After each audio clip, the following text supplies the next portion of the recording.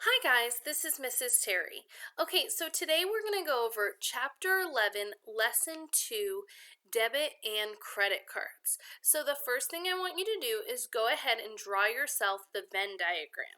So it's debit cards comparing to credit cards, and we're going to talk about the facts, the pros of each, and the cons of each, as well as what they have in common. Go ahead and pause the video until you have this drawn out. Okay, so you should have paused the video so I know you have this already drawn, and we're going to talk about some facts about debit cards and credit cards. Now, debit cards, like I said in lesson 1, are connected to the checking account. So since they're connected to checking accounts, the payments may be made immediately. So if I have $200 in my checking account, in my bank account, and I go use my debit card and spend $50, I now have $150 in my bank account. That payment is made immediately. It's the same thing as having cash, except for instead of carrying around all of my money, I put it in my bank account and I use my debit card instead of carrying cash. Now, a credit card is different because it allows payments to be made in the future.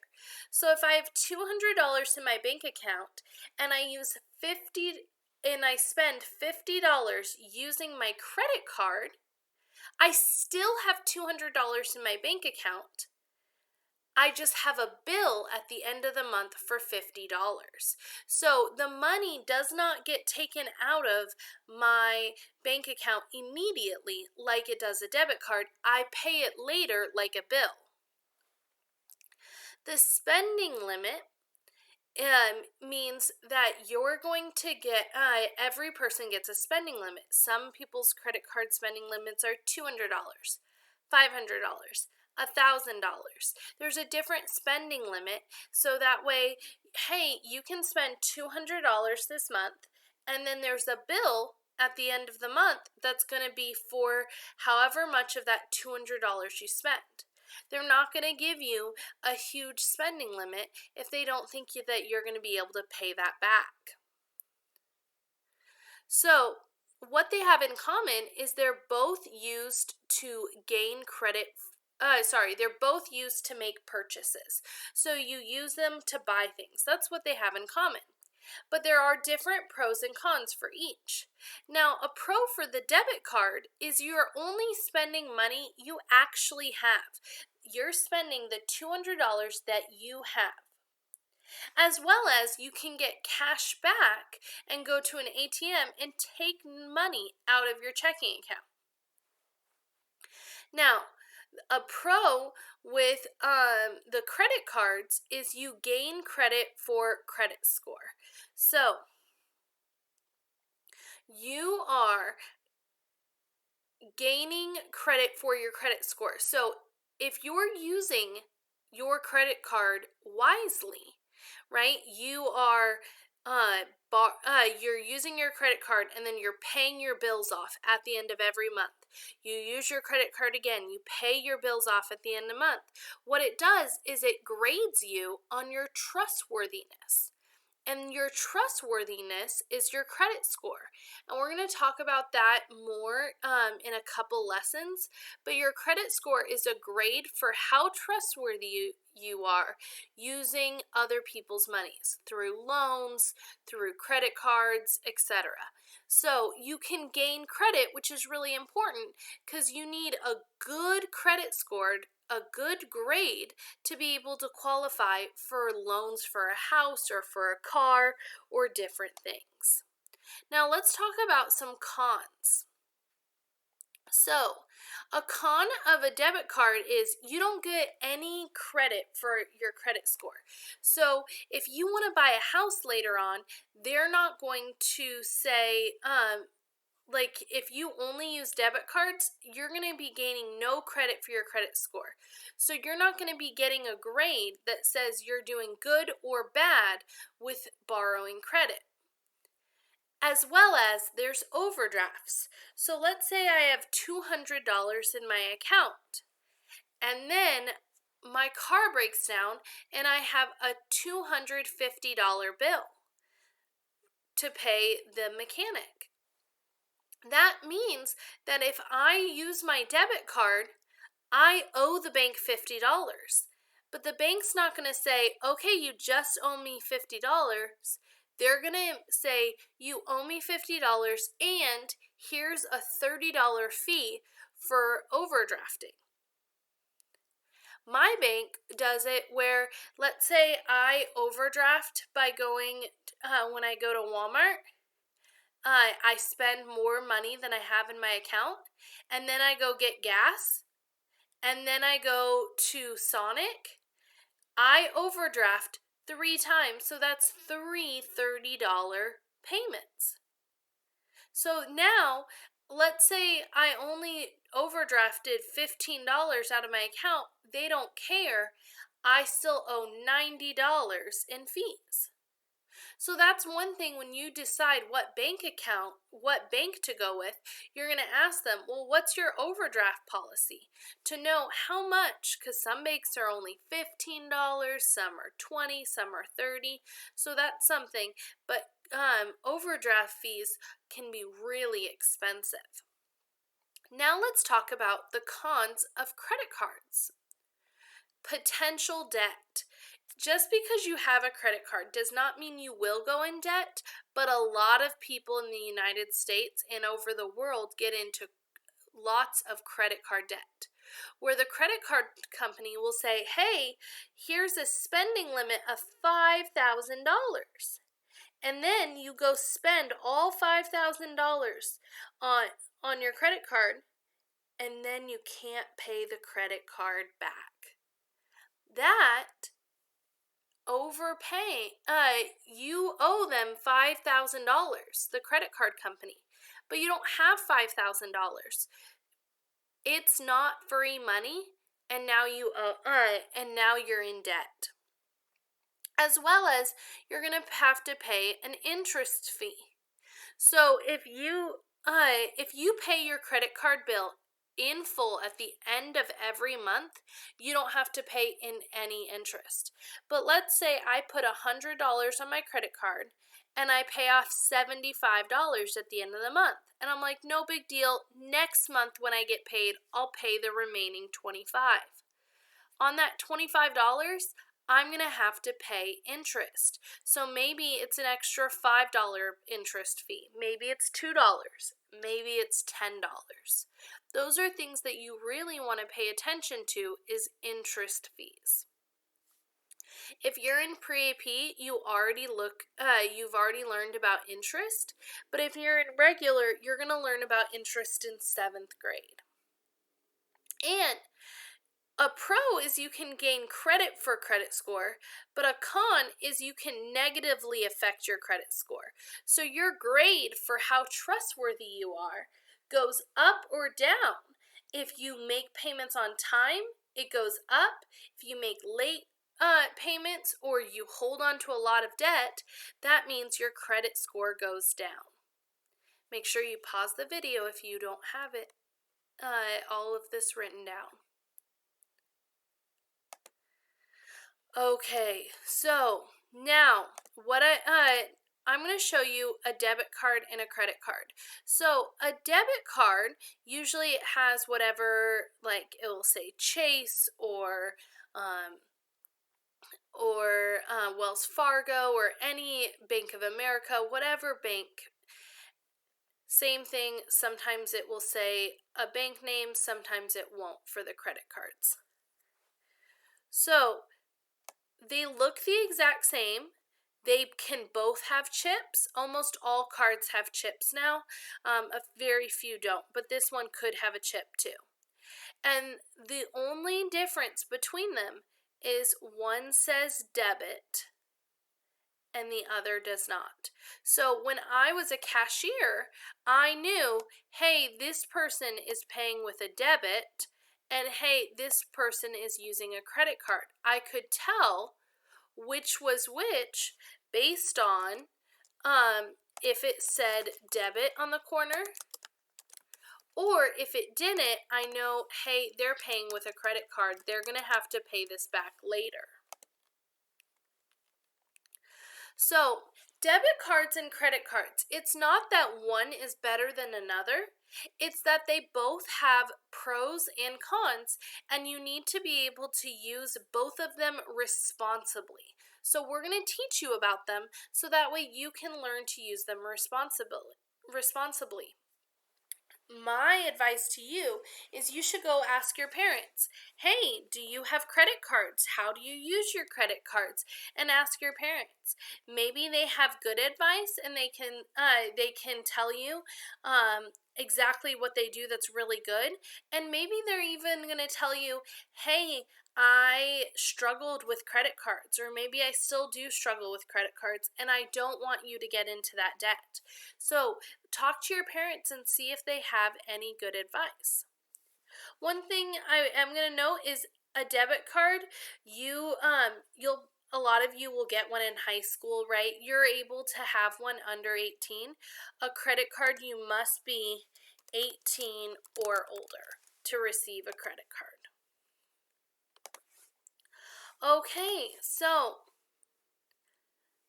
Jared's uncle used a credit card to purchase a lawnmower that cost $225. The store will offer him no interest for 6 months if he uses the store credit card. The minimum monthly payment is $25. If he only pays the minimum payment each month, will he pay off the debt in 6 months? Awesome. This is one of the great things that sometimes big purchases companies will do. So, like getting a new lawnmower can be very expensive. So, one option is, which this is my favorite option, is you just save up until you have all of the money and then you purchase the lawnmower in full using your debit card. But sometimes maybe you just don't have that money and you really need that lawnmower. So in this case, getting a store credit card could be potentially helpful because there are no interest charges for 6 months, so he can split it up for 6 months. A big thing you want to realize is you don't want to get a credit card at every store that they offer.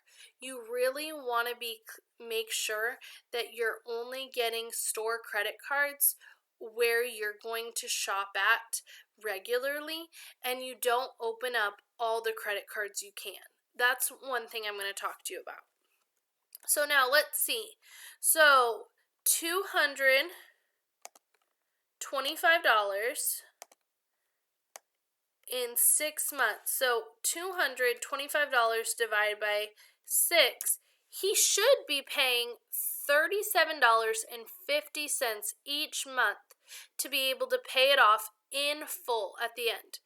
So does that minimum payment cover that? No, it doesn't. So if he only pays the minimum payment, will he pay off the debt in 6 months? No. Jared will not pay off the lawnmower in 6 months if he only pays the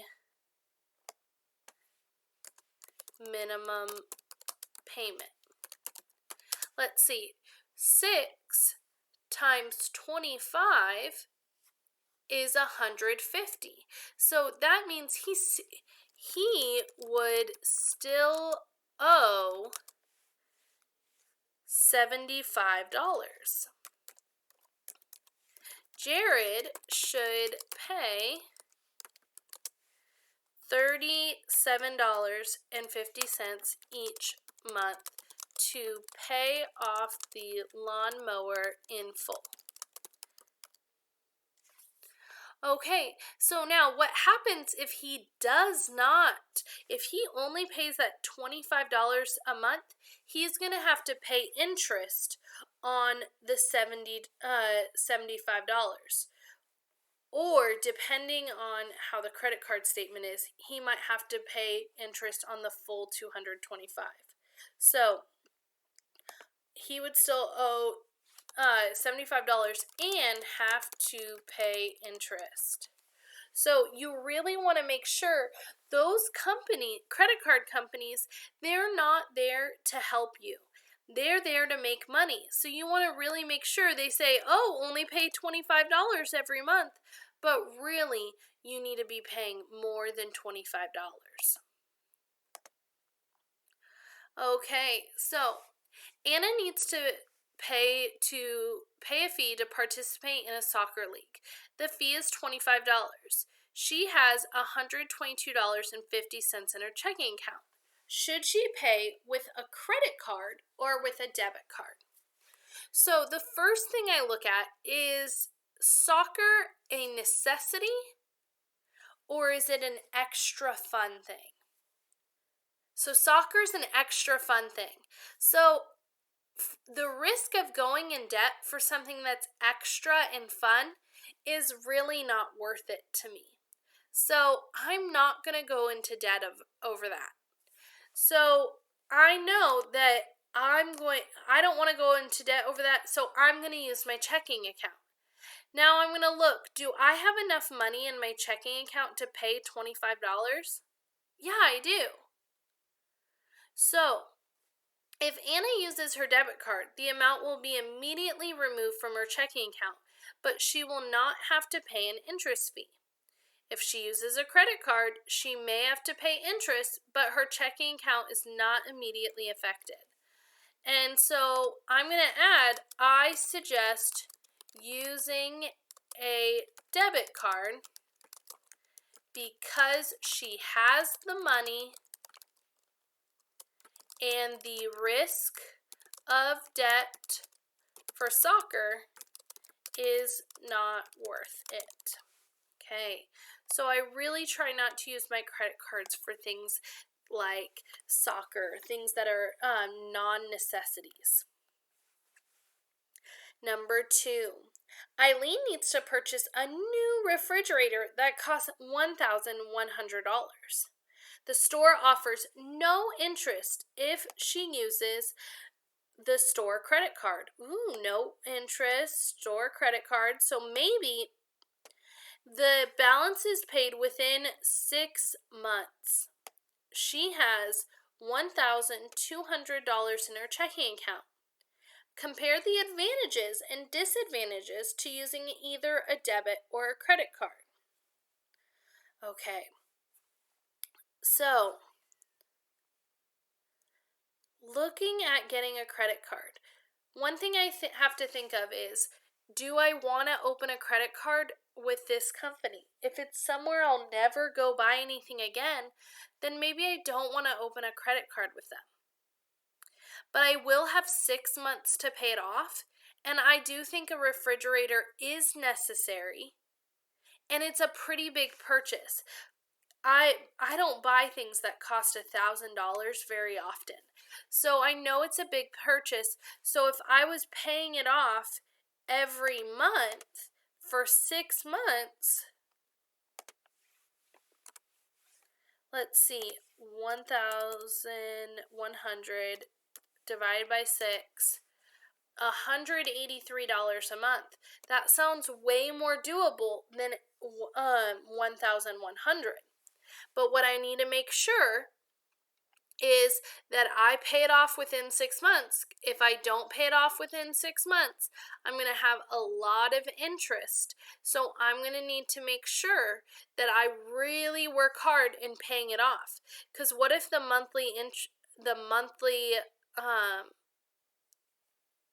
minimum payment is only $100? I really need to make sure I'm paying that full $183 to make sure I'm paying it off in time. So let's read. If Eileen uses her debit card, she will not have to pay interest. Oh man, that's something that's really nice about using a debit card. You never have to pay interest. However, she only has $100 in her checking account after the purchase. I'm going to let you know, if I have $1,200 in my checking account, that usually means I still have not paid all my bills, that I have a lot of expenses still coming out. So for me, I don't like being down to only 100. What if I can't pay my electricity bill, right? That would be really scary to me depending on what time of the month it is. What if I don't get paid for 3 more weeks? I really can't go $100 for 3 weeks. If Eileen uses her credit card, she can defer the payments into the future, but she'll have to pay interest after 6 months. So, my suggestion is either to save every month $183 for 6 months to try to save up for a refrigerator. But if my refrigerator is broken right now, obviously I can't go 6 months without a refrigerator. So I'm going to use a credit card and pay $183.33 each month to pay off the refrigerator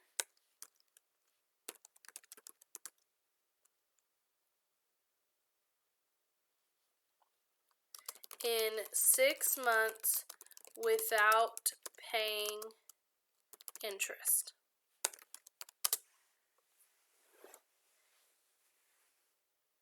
If I put something on my credit card, the moment I take my credit card out, what I do is I mentally plan for when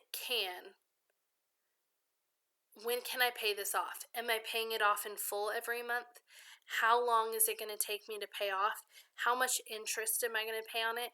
And I think about these things because I don't just put anything on my credit card. I really try to be really responsible because it is very, very easy to get in credit card debt. Seth will purchase a video game that costs $49.99. He has $235 in his checking account. Compare the advantages and disadvantages to either using a debit card or a credit card. Okay, so the first thing it says comparing the advantages and disadvantages for a credit card and a debit card. So the first thing I'm going to do, I'm going to make myself kind of like a double T chart. I'm going to write advantages. You should be writing this too. Disadvantages. Debit card. Credit card. And we are buying a video game for 200. Oh, sorry. No, not for 200, for $49.99. Okay. So, for the debit card, a debit card is coming out of your checking account. So, does Seth have enough money in his checking account to cover the purchase of this? So, has an advantage is he can pay for it now. He has enough money. Okay, that's awesome.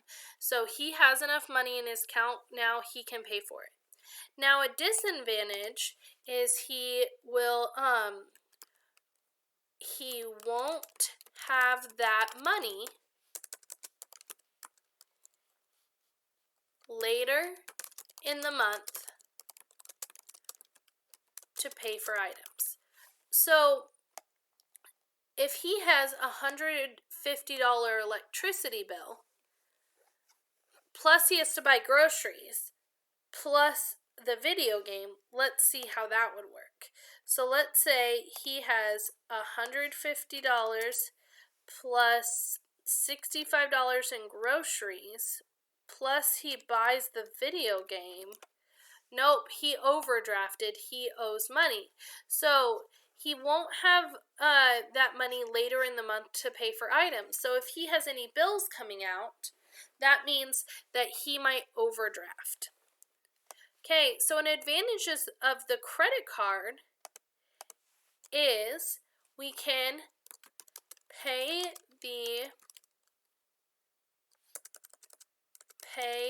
at the end of the month, right? We can pay our credit card bill at the end of the month when it comes to us. So it's kind of like that buy it now, pay it later. Okay, so, and if we want, we don't have to pay the whole $50 at the end of the month. We could pay only half of it and then pay $25.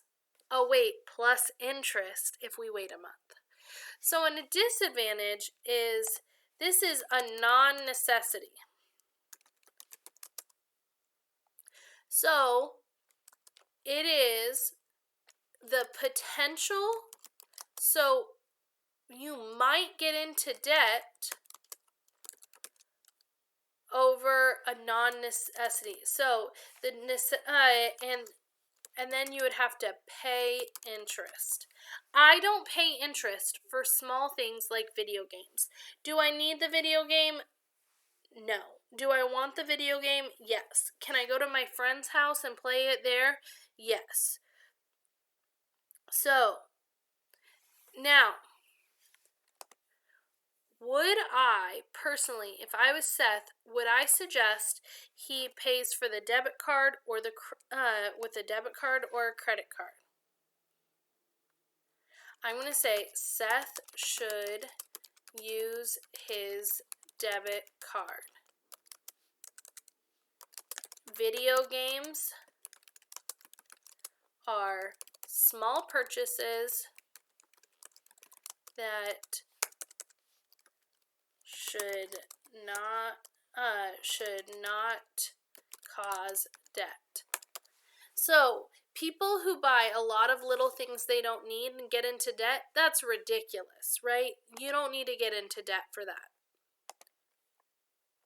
There are people who lose their homes because they have so much debt, right? They can't pay off their houses. They can't pay off their cars, or they don't have money because they have so much credit card debt. Okay, so these are questions you're going to do on your own and you're going to answer in the Google form. You can pause the video to look at it, as well as this will be on the Google form.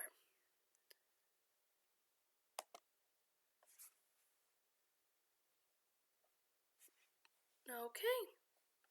So, remember, email your teachers with any questions you have. Talk to your parents if they can answer any questions. If you guys have questions about it, email us. This is the time I love teaching this in person because we get to talk about all of the different things and you can ask questions. So I know you're like, well, what about this? Or this happened to me here and I thought about this, and email them to me, message me. I want to hear about all your questions. Bye, guys.